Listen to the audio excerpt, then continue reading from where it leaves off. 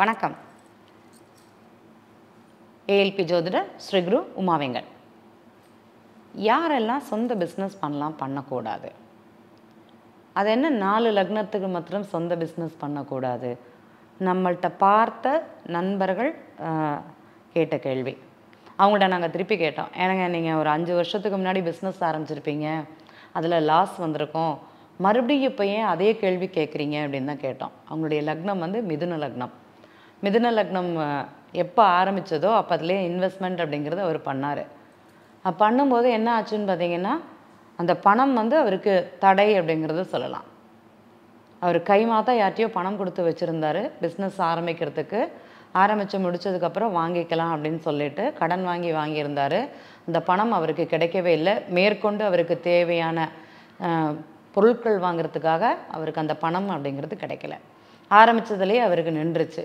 அது நல்லதுன்னு தான் நான் சொல்லுவேன். ஏன்னா கொடுத்த பணம் என்னைக்காட்டி நமக்கு திருப்பி வரும், அதில் எந்த மாற்றமும் கிடையாது. ஆனால் பிஸ்னஸில் போட்டு ஒரு லாஸ் ஆகி அது சரியாகுமானா சரியாகாது. இதை 5 வருஷத்துக்கு முன்னாடி நடந்த நிகழ்வு. ஏன் 5 வருஷம்னு பார்த்தீங்கன்னா, அவங்களுடைய அக்ஷய லக்னம் அப்படிங்கிறது மிதுன லக்னம். செவ்வாய் பகவான் எங்கே உட்காந்துருக்காருன்னா 10ஆம் இடத்துல. அவர் என்ன பண்ணார், பிஸ்னஸ் சம்பாதிச்சு அதில் யோகம் லாபம் கிடைக்கணும்னு சொல்லிட்டு இன்வெஸ்ட்மெண்ட் மொத்தமும் தூக்கி அதில் தூக்கி போட்டார். அப்போ அதை யார்கிட்ட எதை செய்யணுங்கிற ஒரு இண்டிகேஷன் அந்த ஜாதகருக்கு கண்டிப்பாக கிடையாது. இந்த மிருகசீஷ நட்சத்திரம் போகும்போது 10ஆம் இடத்துல செவ்வாய் அமர்ந்திருப்பதுங்கிறது ஒரு தொழில் அழுத்தத்தையும் ஒரு மன அழுத்தத்தையும் என்ன பண்ணணும் ஏது பண்ணணுங்கிறது தெரியாத ஒரு தன்மையை கொடுக்கும். இது எல்லாருக்கும் இருக்குமானா எல்லாருக்கும் இருக்கும். செவ்வாய் அந்த இடத்துல இல்லைனாலுமே தொழில் பற்றிய டென்ஷன் அழுத்தம் பணத்தடை குறிக்குமானா கண்டிப்பாக குறிக்கும். பாக்கியமே தடையாக இருக்கும். கொடுக்குறவங்க கூட சொன்னவங்க கூட இப்போ தரலையே அப்படிங்கிற ஒரு தன்மையை தான் கொடுக்கும். ஏன்னா நிறைய ஜாதகங்கள் அப்படி தான் நாங்கள் பார்த்துட்டு வந்துட்டுருக்கோம். சரி, இந்த பிஸ்னஸ் மாத்திரம் அவங்களுக்கு அப்படி தான் இருக்குதா, வேறு என்ன இந்த மாதிரி பிரச்சனைகளை கொடுக்குது அப்படின்னு பார்த்தீங்கன்னா, வேலைக்கு போகிறாங்க சிலர். வேலைக்கு போனாலுமே அந்த வேலைங்கிறது என்ன பண்ணுவாங்கன்னா, காலம்பரை போயிட்டு சாயந்தரம் வரணும். அந்த வேலை செய்யும்போது ஒரு அழுத்தத்தையும் ஒரு மன சஞ்சலத்தையும் தான் ஏற்படுத்தும். இப்போ என்ன சொல்லுவோன்னா, வேலை பண்ணும்போது ஒரே இடத்துல உட்காந்து வேலை பார்க்காதீங்க. ட்ராவல் ஏதாட்டி இருந்ததுன்னா வேலையில் அதை எடுத்துக்கோங்க. 4 நாள் வேலை பார்த்தாலுமே அதில் 3 நாள் 2 நாள் அப்படிங்கிறது ட்ராவல் எடுத்துக்கோங்க. உங்களுடைய மனம் அப்படிங்கிறது உங்களுடைய வேலை தன்மை அப்படிங்கிறது அந்த மாதிரி தான் இருக்கணும். அப்போ தான் நீங்கள் நிம்மதியாக இருப்பீங்க அப்படின்னோம். ஆமாம் மேடம், நாங்கள் ஒரே இடத்துல அடைச்சி போட்ட வேலை, ஒரு இடத்துல உட்காந்து வேலை பாருன்னா நீங்கள் பார்க்க மாட்டீங்க. நீங்கள் வந்து அந்த மாதிரி ஒரு தன்மையில் தான் நீங்கள் இருக்கிறீங்க. ஏன்னா அவருடைய அக்ஷய லக்னம் ரிஷப லக்னமாக போச்சு.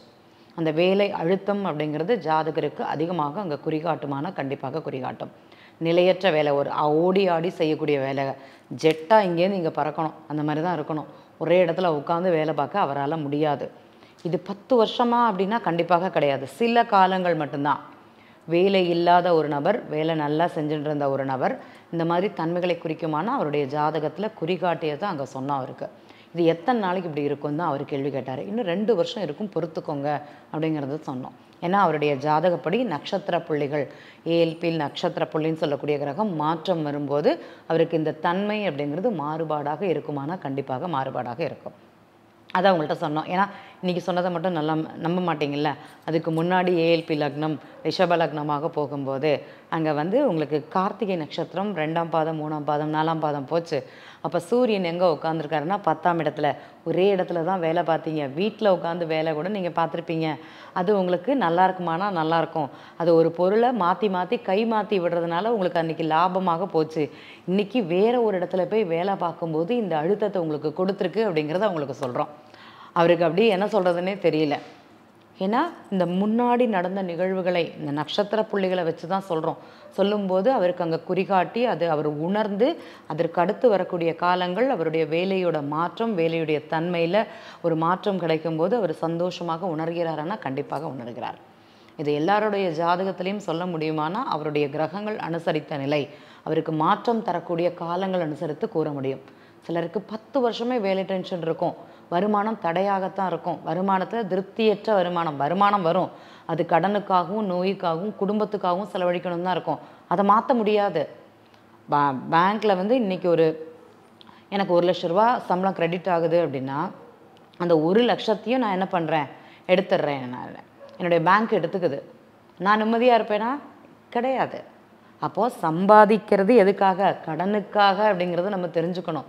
அப்போ அதுக்கு வருமானம் இருக்குதானா? அதுக்கு வருமானம் இருக்குது. இப்போ இந்த கால சூழ்நிலை எப்போ மாறும் அப்படிங்கிறது அவங்களுடைய ஜாதகம் அனுசரித்து தான் அங்கே நம்ம சொல்ல முடியும். சொல்லியிருக்கோம், அதுக்கப்புறம் சேஞ்ச் ஆகிருக்குதுன்னா சேஞ்ச் ஆகிருக்குது, மாற்றம் வந்திருக்குதுன்னா கண்டிப்பாக மாற்றம் அப்படிங்கிறது இருக்குது. அக்ஷய லக்ன பദ്ധதியில் வேலையானாலும் சரி, தொழிலானாலும் சரி, உங்களுடைய எந்த காலகட்டம் வரைக்குமே உங்களுக்கு ஒரு பிரச்சனையாக இருக்கும். அதற்கு அப்புறமாட்டி உங்களுக்கு இதில் மாற்றமும் ஒரு மன அழுத்தத்தையும் குறைக்குமானா கண்டிப்பாக குறைக்கும் அப்படிங்கிறது அவங்களுக்கு நாங்கள் சொல்லக்கூடிய வழிமுறைகள். நன்றி, வணக்கம். ஜோதிடத்தின் பரிணாம வளர்ச்சி ALP ஜோதிடம். இதை படிங்க, உங்க வாழ்க்கை உங்க கையில.